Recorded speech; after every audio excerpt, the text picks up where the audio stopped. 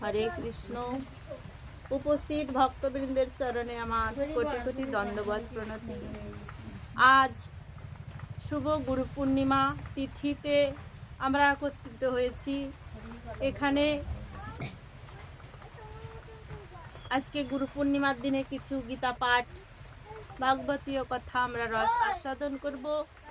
এই রস আস্বাদন করার মতো শক্তি আমার নেই, তবু আপনাদের আশীর্বাদ মাথায় নিয়ে এবং শ্রী গুরুদেবের আশীর্বাদ মাথায় নিয়ে আমরা এখানে কিছু হরিকথা বলার চেষ্টা করব।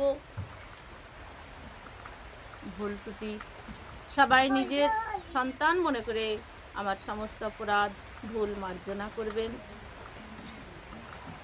আজ যে গুরু পূর্ণিমা, এই গুরু পূর্ণিমায় সর্বপ্রথম আজকের দিনে এই ব্যাসদেব যত কিছু যে গুরুর ব্যাস পূজা, আজকে ব্যাস পূজার তিথি, এই তিথিতে ব্যাসদেবের পূজা অর্চনা করা এবং তার কথা শ্রবণ কীর্তন করা, গুরুকে ভালোবাসা, গুরুকে যত্ন করা, গুরুর আরতি সেবা করা অতীব প্রয়োজন। কিন্তু আমরা সবাই তো যেতে পারি নাই। এখান থেকেই আমরা গুরুদেবের শরণ, শ্রীপাদ পদ্মে শরণ করছি। তিনি যেখানেই থাকুন যেন আমাদের প্রণাম গ্রহণ করেন এবং তিনি আশীর্বাদ করবেন। তাই আজকে আমরা গীতা পাঠে প্রথম অধ্যায় থেকে আলোচনা করব। তার মধ্যে আমরা গীতার ধ্যানটা, এই যে গীতার ধ্যান, এটা আমরা করব কারণ গীতার ধ্যানটা সর্বপ্রথম করা উচিত। ওম পার্থায় প্রতিবোধিতাম ভগবত নারায়ণেন স্বয়ং ব্যাসেন গ্রথিতাম পুরাণ মণিনা মধ্যে মহাভারতম।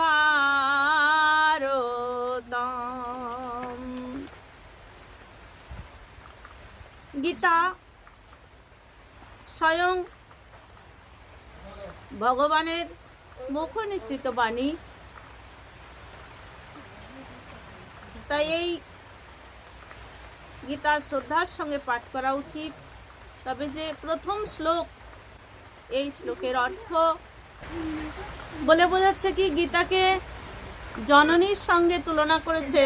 জননী কথার মানে হচ্ছে মা, মায়ের সঙ্গে তুলনা করেছে। বলছে, হে জননী, তুমি মহামণি ব্যাসদেব কর্তৃক মহাভারতের এই পুরাণে গ্রথিত স্বয়ং ভগবান নারায়ণ সখা পার্থকে প্রবোধের হেতু এই কথিত ভব মুক্তি দায়িনী অদ্বৈতামৃত বর্ষিণী অষ্টাদশ অধ্যায় রূপা ভগবতী আমি তোমায় মনে মনে ধ্যান করিতেছি, তোমার ধ্যান করছি। এই গীতাকে সর্বপ্রথমে ধ্যান করলেন এবং তারপরে ব্যাসদেবকে প্রণাম করলেন। ব্যাসদেবকে প্রণাম করলেন।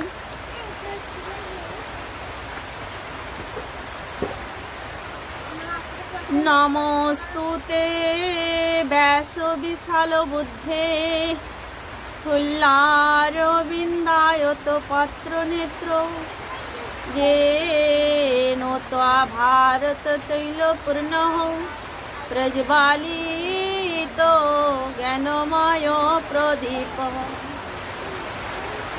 ব্যাসদেবকে জ্ঞানময় প্রদীপ বলেছেন।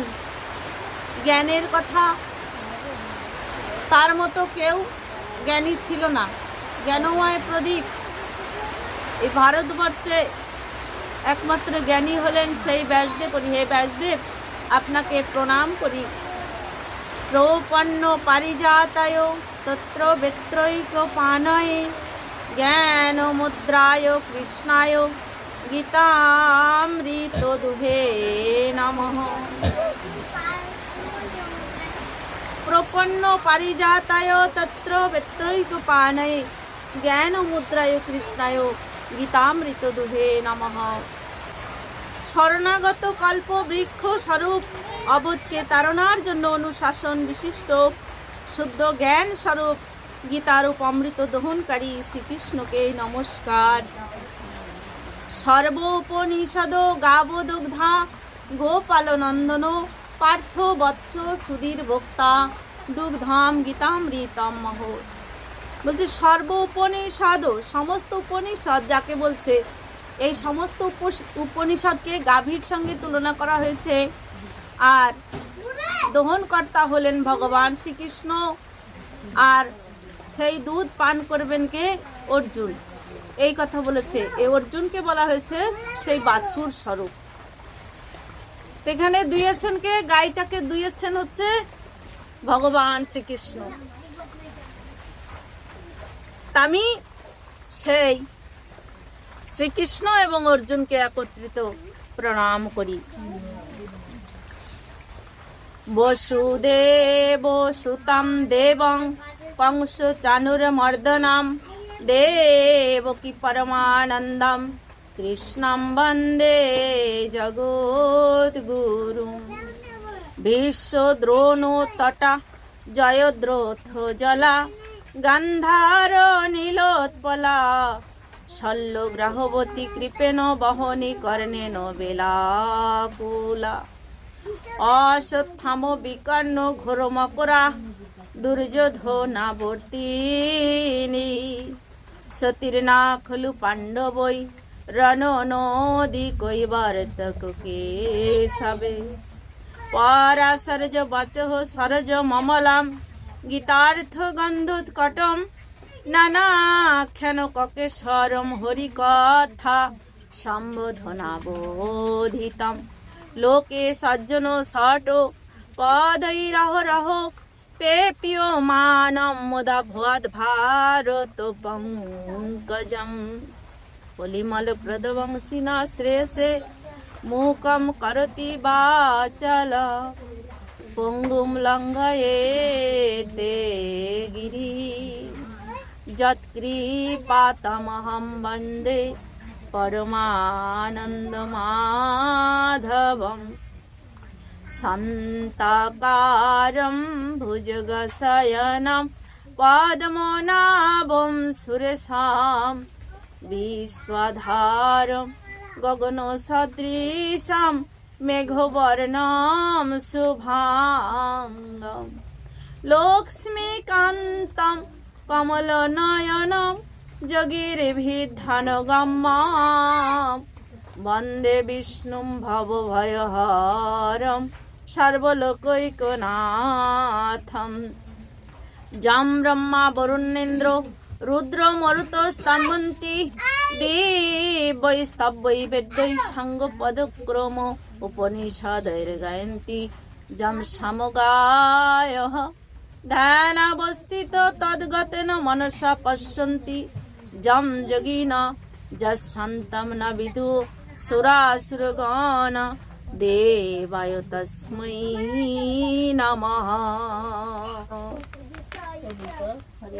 মূকং করোতি বাচলম পঙ্গুম লঙ্ঘয়তে গিরিম যৎকৃপাতমহং বন্দে পরমানন্দমাধবম। মুখ বাচাল হয়, মুখ বাচাল হয় আর পঙ্গু গিরি লঙ্ঘন করতে পারে। যৎকৃপা তমহং বন্দ পরমানন্দ মাধবম। যার কৃপায় একমাত্র এই মুখ বাচাল হয় আর পঙ্গু গিরি লঙ্ঘন করতে পারে।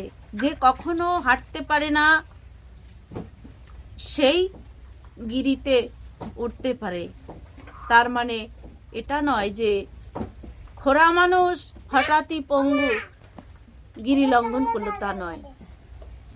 খোরা মানুষ কি? যে কখনো হরিকথা শ্রবণ করে নাই, যে কখনো হরিবাসরে যায় নাই, সাধুর সঙ্গ করে নাই, সেই মানুষ দেখা যায় একদিন না একদিন এই ভগবানের কৃপায় তার আশীর্বাদ প্রাপ্ত হলে সে কি করে?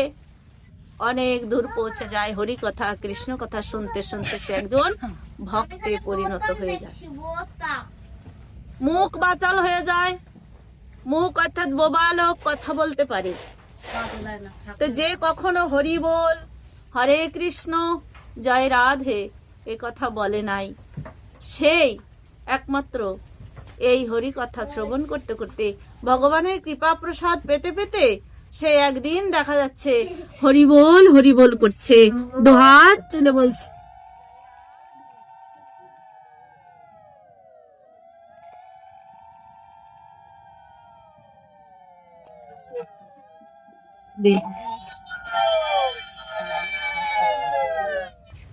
এর জন্যই এই সাধু সঙ্গ, এর জন্যই আমাদের গীতা পাঠ শ্রবণ কীর্তন করা জরুরি। তো আজকে আমাদের এখানে প্রথম অধ্যায় অর্জুন বিষাদ যোগ। এখানে ধৃতরাষ্ট্র উবাচ, ধৃতরাষ্ট্র কি বললেন? ধর্মক্ষেত্রে কুরুক্ষেত্রে সমবেতা অয়ুৎসব মামকা পাণ্ডবাশ্চৈব কিম অকুর্বত সঞ্জয়। এই ধর্মক্ষেত্রে কুরুক্ষেত্রে সমবেত আমার পুত্র এবং পাণ্ডু পুত্রগণ একত্রিত হয়ে কি করছে এটা আমাকে বলো হে সঞ্জয়, তুমি আমাকে বলো। তখন সঞ্জয় কি বললেন? দৃষ্টা তু পাণ্ডবানীকম বুর্রাম দুর্যোধনস্তদা আচার্যমুপসঙ্গম্য রাজা বচনম অব্রবীত। সেই সময় দুর্যোধন বুহকারে সজ্জিত পাণ্ডব সেনাদের দেখে দ্রোণাচার্যের কাছে গিয়ে এই কথা বললেন, পশ্যইতাম পাণ্ডু পুত্রা নামাচার্য মহতিম চমুম বুরাং দ্রুপদ পুত্রেণ তব শিষ্যেন ধীমতা। হে আচার্য, আপনার বুদ্ধিমান শিষ্য দ্রুপদ পুত্র ধৃষ্টদ্যুম্নের দ্বারা বুহাকারে রচিত পাণ্ডুপুত্রদের এই বিশাল সৈন্য সমাবেত অবলোকন করুন। অত্র সুরা মহেশ্বাসা বিমার্জুন সমায়ুধি অয়ুধান বিরাটশ্চ দ্রুপদশ্চ মহারথঃ দৃষ্টকেতুশ্চ কিতান কাশীরাজশ্চ বীর্যবান পুরোজিত কুন্তি ভোজশ্চ শৈবশ্চ নরপুঙ্গবঃ যুধামন্যশ্চ বিক্রান্ত উত্তমৌজাশ্চ বীর্যবান সৌভদ্র দ্রৌপদেয়াশ্চ সর্ব এব মহারথা। এই সেনার মধ্যে মহা ধনুর্ধর এবং যুদ্ধে পারঙ্গম ভীম অর্জুনের সমকক্ষ পরাক্রমশালী যোদ্ধারা রয়েছেন, যেমন সাত্যকী, বিরাট, মহারথী, রাজা দ্রুপদ, ধৃষ্টকেতু, চেকিতান, বীর কাশীরাজ, পুরুজিৎ, কুন্তিভোজ, নরশ্রেষ্ঠ শৈব, বলশালী যুধামন্য, বীর্যবান, উত্তম মৌজা, সুভদ্রা পুত্র, অভিমন্যু এবং দ্রৌপদীর পঞ্চপুত্র, এরা সকলেই মহারথী। अस्माकं तु विशिष्टा जे तन्नी वदोदिजोत्तम नायका मम सैन्यस्य संगार्थम तन्ब्रोविमि। হে ব্রাহ্মণ কুলশ্রেষ্ঠ, আমাদের পক্ষেও যে সকল সেনা প্রধান আছেন আপনি তাদের জেনে নিন। আপনার অবগতির জন্য আমাদের সৈন্যদের মধ্যে যে সকল সেনাপতি আছেন তাদের নাম আমি বলছি। এইবারে কি বলছেন? ভগবান ভীষ্মশ্চ কর্ণশ্চ কৃপশ্চ সমিতিঞ্জয়ঃ অশ্বত্থামা বিকর্ণশ্চ সৌমদত্তিস্তথৈব চ।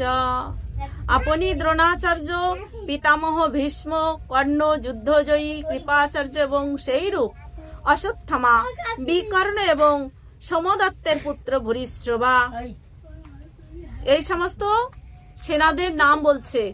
নাম বলতে বলতে তারপরে এইবারে মূল কথা কি গীতা শ্রবণ করতে চাইছেন অন্ধ ধৃতরাষ্ট্র। এই অন্ধ ধৃতরাষ্ট্র তিনি কিন্তু